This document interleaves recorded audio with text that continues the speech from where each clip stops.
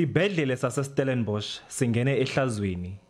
Okukuze emva kokuba ukutyholwa ngelithi intombazana eneminyaka elishumi elinesihlanu ithe yaxhatshazwa ngokwesondo ngaphakathi kumasango esisibhedlele.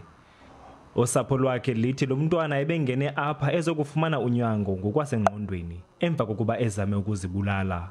Remember, this patient is on suicide watch, a minor suicide watch, which means the nurses in the ward did not do their job so much that there was enough time for them to be, for her to be raped. And now it comes out it's in the toilet. On Monday, the date was changed by a different doctor. The same doctor that called didn't see the mother. On Monday, the date is changed to the 23rd. There's too many questions.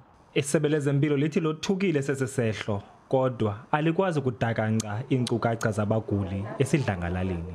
Kodwa yona nto ebalulekileyo into yoba kwenzeke ntoni and ukuba ngaba nyhani kukhona ubugwenxa obekwenzekileyo makwenze umthetho mawuthathe indawo yawo. Yiyo le nto besesidibene no-SABC sancediswa nangumphathiswa we-safety apha eNtshona Koloni for uba ikwazi uqweqwediswa. Amapolisa athi livuliwe ityala. Following an incident on the 16th of September at the Stellenbosch hospital, the matter was reported to police on the 27th of September and no one has been arrested as yet. Isebe lithi lizodibanisa uphando lwalo nelamapolisa ukuqukumbela uphando. Thule Joka kwiindaba ze SABC Stellenbosch eKapa.